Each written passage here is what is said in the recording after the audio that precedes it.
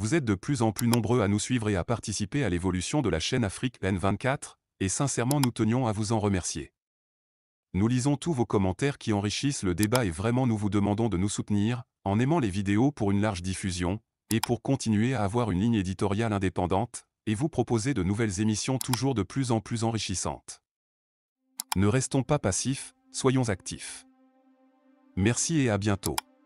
Nouvelle croisade contre les biens mal acquis, la diaspora togolaise appelée à l'action. Dans une vidéo poignante diffusée récemment sur les réseaux sociaux, Ferdinand Ayité, journaliste togolais d'investigation, a lancé un appel vibrant à la mobilisation de la diaspora togolaise. Je vais profiter pour lancer un appel à tous les Togolais de la diaspora, ceux qui sont aux États-Unis, ceux qui sont au Canada, et puis ceux qui sont en Europe. Moi, je suis disponible pour apporter mon expertise. Il faut qu'on recense tous les biens des barons. J'en connais plein. Il y a beaucoup de barons qui ont acheté beaucoup de résidences au Canada. Il faut qu'on les recense. Ils en ont acheté au nom de leurs enfants, certains en leur nom, certains au nom de leurs frères, certains au nom de leurs sœurs. Le Canada est le pays qui n'a pas une législation assez ferme. Donc ils en ont acheté plein. On va les recenser. Aux États-Unis, on va les recenser. En Europe, on va les recenser. Et on va commencer par mener de véritables actions contre ces gens-là. Parce que c'est l'argent du contribuable que les gens ont pris pour venir acheter ces résidences-là dans ces pays-là. Dans cette vidéo, je suis parti à la recherche de la fortune cachée du président togolais en Occident. J'ai déniché certains biens immobiliers appartenant à Faure Gnassingbé ou à ses proches, des millions et des millions d'euros de biens mal acquis aux États-Unis ou chez le protecteur de toujours, la France. Il règne sur ce petit pays d'Afrique de l'Ouest d'une main de fer depuis 2005. Faure Gnassingbé vient de changer la constitution pour ne plus se faire élire par le peuple, mais par des députés acquis à sa cause. Le Togo fait partie des 30 pays les plus appauvris du monde selon l'indice de développement humain de l'ONU. Le revenu moyen y est de 70 € par mois. Près d'un habitant sur deux n'a pas encore accès à l'électricité. Si la majorité des Togolais vivent chichement, la famille Gnassingbé s'en met plein les poches depuis plus d'un demi-siècle. Le clan au pouvoir a acquis un important patrimoine immobilier en France, que je vous révèle en partie aujourd'hui. Je me trouve d'ailleurs dans le 16e arrondissement de Paris, devant un hôtel particulier estimé à 10 millions d'euros et appartenant à l'État togolais. Mais le président Faure Gnassingbé a longtemps utilisé ce manoir comme une propriété privée. Après la mort de son président de père, il y a logé sa sœur aînée, Tina Gnassingbé. Sauf que Faure peut se montrer aussi dur avec sa famille qu'avec le peuple togolais. Au début des années 2010, il se brouille avec Tina et lui demande de quitter cet hôtel particulier. Sa sœur fait de la résistance. Alors, Faure lui coupe l'eau et l'électricité et lui fait envoyer des courriers incendiaires pour l'obliger à quitter la demeure. Depuis, cette villa appartient toujours à l'État togolais malgré les menaces de saisie. Sauf que la belle demeure est visiblement inoccupée depuis 11 ans. Ah non, parce qu'en fait ça appartient à l'État togolais. Oui, je sais, mais il peut faire des travaux qu'on n'a jamais fait. D'accord. Il y a une dizaine d'années, il vivait là. D'accord, c'était là. Ok. Ok, donc c'est squatté. Ah, non, non, non, on est journaliste, on travaille sur le patrimoine de l'État togolais et tout ça. Ici, voilà.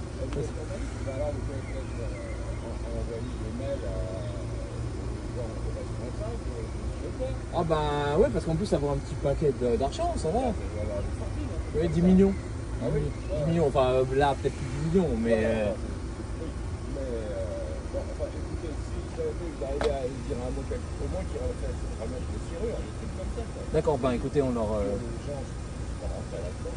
D'accord. On a déjà fait 3-4 fois, ils ont vu, les flics. Faure Gnassingbé n'a pas laissé sa sœur à la rue. Il l'a fait déménager dans un autre coin chic d'Île-de-France. Nous sommes ici à Sceaux, vous pouvez voir le château derrière moi. Et à quelques centaines de mètres, il y a une autre propriété qui appartient au clan Gnassingbé, qui avait été acquise par le père et qui a fait l'objet d'un conflit de succession et dans lequel vit aujourd'hui la grande sœur de Faure Gnassingbé. Alors on est allé voir la maison, elle est dans un état délabré, il y a des carreaux cassés, il y a des tuiles qui tombent. Ce que nous a indiqué le voisinage, c'est que cette maison est visiblement encore habitée par la grande sœur de Faure Gnassingbé et que les voisins s'adressent à l'ambassade du Togo quand il s'agit de faire des réparations, de régler des problèmes de voisinage. Donc c'est quand même assez impressionnant de voir à quel point ces maisons, avec des prix au mètre carré qui atteignent à Sceaux entre 7 et 10 000 €, sont laissés à l'abandon. D'ailleurs, ce n'est pas la seule propriété que possède le clan Gnassingbé en Île-de-France. J'ai eu des informations comme quoi Faure Gnassingbé en personne possédait une villa dans les Yvelines. On va essayer d'y aller.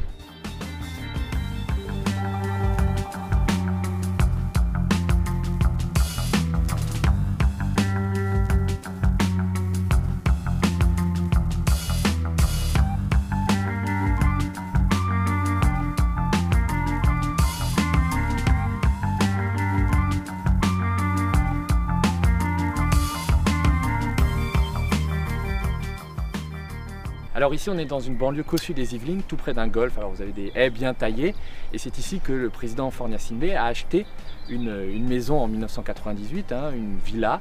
Alors le montage est un peu particulier, on l'a découvert. C'était une société luxembourgeoise qui avait d'abord acheté la villa avant de céder des parts quelques mois plus tard à Faure Gnassingbé, qui était encore étudiant à l'université Paris-Dauphine et qui résidait selon l'acte de vente dans un camp militaire au Togo. Et cette société donc avait cédé les parts à Faure Gnassingbé, qui avait aussi récupéré un prêt qui avait été accordé par une filiale d'une banque suisse. Les banques suisses étaient connues pour accueillir l'argent du clan Gnassingbé, l'argent qui était détourné et qui appartenait normalement au peuple togolais. Donc on va essayer d'aller voir cette maison qui appartient donc depuis 1998 au président togolais.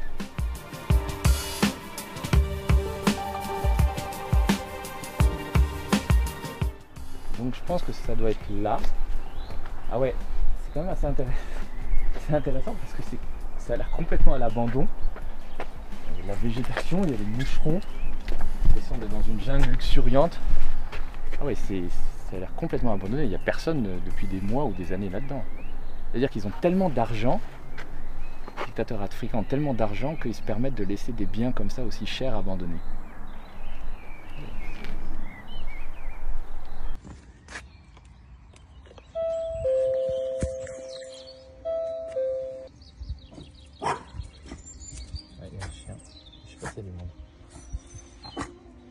Bonjour. Bonjour madame. Écoutez, je voulais vous demander, je suis journaliste et j'enquête sur la maison qui est à l'abandon là. Oui. Vous connaissez? Bah, tout le monde en parle un peu. C'est la maison prise. C'est la maison président togolais. La maison. Ouais, mais c'est depuis combien de temps elle est abandonnée? Dites-moi.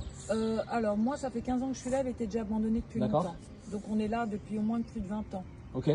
Jamais personne. Bon, c'est intéressant. Personne. Parce qu'elle vaut un petit paquet.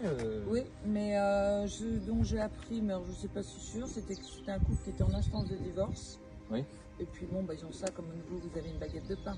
Ce sont de véritables maisons fantômes que nous avons découvertes. Faure Gnassingbé a tellement de biens immobiliers qu'il peut se permettre d'en laisser certains à l'abandon. Il a visiblement tellement d'argent qu'il ne sait plus par quelle fenêtre le jeter. Lors de ses récents séjours à Paris, le président togolais n'a pas seulement claqué la bise à Emmanuel Macron, il a logé dans les beaux quartiers de la capitale et a dépensé des fortunes chez un tailleur de l'avenue Bosquet, dans le 7e arrondissement. En raison de sa relation privilégiée avec la France, Faure Gnassingbé n'a jamais été inquiété et aucun de ses biens mal acquis n'a jamais été menacé. La famille Gnassingbé n'est d'ailleurs pas la seule à s'offrir des demeures cossues en Occident. Les plus proches collaborateurs du président togolais ne sont pas en reste. Il faut qu'on trouve les moyens pour faire ce travail-là. Moi, je ne serai pas 100% disponible, mais je mettrai mes informations, mon expertise à disposition. Par exemple, en France, on peut avoir accès au cadastre. C'est autorisé. Et on peut savoir qui a quoi. Et où. On peut l'avoir. Aux États-Unis, pareil. Au Canada, on peut l'avoir aussi. Il suffit qu'on s'organise pour travailler. Il faut que ces gens-là, on puisse identifier leurs biens. Et c'est l'argent du contribuable togolais qu'ils ont volé. C'est avec ça qu'ils ont acheté toutes ces résidences un peu partout. Il faut que les Togolais, il faut qu'on cesse de bavarder sur les réseaux sociaux. Il faut qu'on agisse. Et pour agir, il faut qu'on s'organise. Donc, les gens qui sont au Canada, organisez-vous. Les gens qui sont aux États-Unis, organisez-vous. Les gens qui sont en Europe, il faut qu'on s'organise. Moi, je peux donner des pistes. Parce que j'ai des trucs. Comme ça, ils vont comprendre. À Gadazi, oui, en Turquie, il y en a. À Dubaï, il y en a. Il y en a. Donc, à Gadazi, il y a une résidence, il y a un appartement. À Marseille. Il y a un appartement à Marseille. Vous, les jeunes du NIR qui bavardez sur les réseaux sociaux, vous avez quoi? Vous avez quoi? Rien. Rien. Les officiers supérieurs qui sont à la retraite, colonels, généraux, vous êtes combien à avoir des appartements en France? Vous n'en avez pas. Même vos maisons à Lomé, vous avez de la peine à les entretenir. Mais les officiers qui sont dans la minorité de fort, ils ont le droit à tout. Ils peuvent s'acheter tout. Ils ne vont jamais à la retraite. Ils sont préfets à vie. Même quand ils partent, on les ramène. Donc, il faut qu'on commence par mener une véritable croisade contre les biens mal acquis. Moi, avec ma petite expertise de journaliste d'investigation, je mettrai ça à disposition. J'ai pas mal d'adresses. Et puis, on verra ce qu'il faut faire. Ce message, à la fois direct et accusateur, s'attaque à la corruption et à l'enrichissement illicite de certaines figures influentes du Togo, appelant les Togolais vivant à l'étranger, en particulier aux États-Unis, au Canada et en Europe, à cesser de se limiter aux discussions en ligne pour engager une action concrète. Cette croisade contre les biens mal acquis pourrait marquer un tournant dans la lutte contre la malversation financière et l'impunité dans le pays. Avant de poursuivre, je vous encourage à aimer cette vidéo en cliquant sur j'aime. Cela indique à YouTube que cette vidéo est informative et la rend accessible à un plus large public. De plus, n'hésitez pas à partager cette vidéo sur Facebook et WhatsApp en appuyant sur le bouton partager en bas. Votre soutien est précieux. Merci. Continuons maintenant. Un appel à l'action directe de la diaspora. L'orateur insiste sur la nécessité de passer à l'action. Selon lui, les discussions stériles sur les réseaux sociaux ne suffisent plus. Il exhorte la diaspora togolaise à se mobiliser, s'organiser et agir pour recenser les biens acquis illicitement par des figures du pouvoir togolais à l'étranger. Il faut qu'on cesse de bavarder sur les réseaux sociaux, il faut qu'on agisse, et pour agir, il faut qu'on s'organise, martèle-t-il dans un ton résolu. L'appel est clair. Il est temps pour la diaspora togolaise de se structurer, de former des groupes de travail et d'utiliser les outils juridiques disponibles dans les pays de résidence pour identifier et documenter ces biens. L'objectif ultime est de lancer des procédures de récupération afin que ces richesses, financées par des fonds publics détournés, puissent être réintégrées dans l'économie nationale. La corruption au cœur de la dénonciation. Le cœur du discours repose sur une dénonciation directe de la corruption. Selon le journaliste, de nombreux barons togolais, figures influentes du pouvoir, ont utilisé l'argent du contribuable pour acheter des biens immobiliers dans plusieurs pays occidentaux, notamment au Canada, en France et aux États-Unis. C'est l'argent du contribuable que les gens ont pris pour venir acheter ces résidences-là dans ces pays-là, accuse-t-il. Le Canada est particulièrement visé dans ce discours en raison d'une législation jugée moins stricte en matière de contrôle des investissements étrangers. Le Canada est le pays qui n'a pas une législation assez ferme, donc ils en ont acheté plein. Un projet structuré pour identifier les biens mal acquis. Au-delà de la simple dénonciation, Ferdinand Haïté propose une stratégie claire et organisée pour identifier ces biens. Recensement systématique des biens à l'étranger. Utilisation des outils publics disponibles, comme le cadastre en France, aux États-Unis et au Canada, pour obtenir des informations sur la propriété immobilière. Mobilisation de la diaspora. Les gens qui sont au Canada, organisez-vous. Les gens qui sont aux États-Unis, organisez-vous. Les gens qui sont en Europe, il faut qu'on s'organise. En France, l'accès au cadastre permettrait par exemple d'obtenir des informations précises sur la propriété des biens immobiliers. Par exemple en France, on peut avoir accès au cadastre, c'est autorisé, et on peut savoir qui possède quoi et où. Aux États-Unis et au Canada, des méthodes similaires pourraient être employées pour dresser une carte complète des biens acquis avec des fonds publics togolais. L'orateur se dit prêt à fournir son expertise de journaliste d'investigation pour accompagner ce processus. Un contraste frappant entre l'opulence des barons et la précarité des jeunes. Ferdinand Haïté met en lumière le fossé grandissant entre les élites togolaises et la jeunesse du pays, notamment les partisans du parti au pouvoir, Union pour la République. Il s'adresse directement à ces jeunes, soulignant leur manque de perspective économique malgré leur engagement politique. Vous les jeunes d'Unir qui bavardez sur les réseaux sociaux, vous avez quoi? Vous avez quoi? Rien, rien. Cette critique directe illustre la frustration ressentie par une partie importante de la population togolaise, confrontée à une précarité économique persistante pendant qu'une minorité proche du pouvoir profite d'un enrichissement démesuré. Une impunité au sommet de l'État.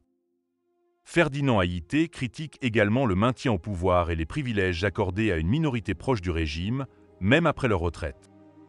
Les officiers qui sont dans la minorité de fort, ils ont le droit à tout, ils peuvent s'acheter tout, ils ne vont jamais à la retraite. Même quand ils partent, on les ramène. Cette dénonciation de l'impunité institutionnalisée reflète un sentiment profond d'injustice dans la société togolaise. L'accumulation de richesses et de privilèges par une élite restreinte, au détriment de la majorité de la population, alimente le mécontentement et la volonté de changement. Vers une véritable croisade contre les biens mal acquis. L'appel à une véritable croisade contre les biens mal acquis résume la gravité et l'urgence du message porté par Ferdinand Haïté. Ce dernier ne se limite pas à une simple dénonciation, mais propose une action concertée et structurée, combinant l'expertise juridique, la pression populaire et le soutien médiatique pour récupérer ces biens. Il faut qu'on commence par mener une véritable croisade contre les biens mal acquis. L'implication personnelle de Ferdinand Haïté dans ce combat est évidente. Moi, avec ma petite expertise de journaliste d'investigation, je mettrai ça à disposition. J'ai pas mal d'adresses, et puis on verra ce qu'il faut faire. Une mobilisation collective nécessaire. L'appel à la diaspora togolaise est un appel à l'unité et à l'organisation. L'orateur met en garde contre la division interne et les querelles inutiles sur les réseaux sociaux. Pour lui, seule une action collective, fondée sur une stratégie claire, permettra de récupérer ses biens et de corriger une partie des injustices économiques subies par le peuple togolais. Il faut qu'on cesse de bavarder sur les réseaux sociaux, il faut qu'on agisse. Cet appel à l'action est une dénonciation directe de la corruption et de l'enrichissement illicite des élites togolaises. L'orateur exhorte la diaspora à se structurer et à mener une enquête systématique pour identifier et récupérer les biens mal acquis à l'étranger. Ce discours s'inscrit dans un contexte plus large de mécontentement social et de frustration face à l'impunité dont bénéficient certains dirigeants togolais. La croisade proposée par Ferdinand Haïté repose sur 3 piliers essentiels: le recensement des biens mal acquis, la mobilisation collective et la récupération des richesses. Si cette mobilisation aboutit, elle pourrait marquer un tournant historique dans la lutte contre la corruption au Togo. Likez la vidéo si ce n'est pas déjà fait. Laissez aussi votre point de vue en commentaire. Abonnez-vous et cliquez aussi sur la petite cloche de notification pour ne rien rater de nos prochaines vidéos. N'oubliez pas de partager aussi la vidéo et de la liker.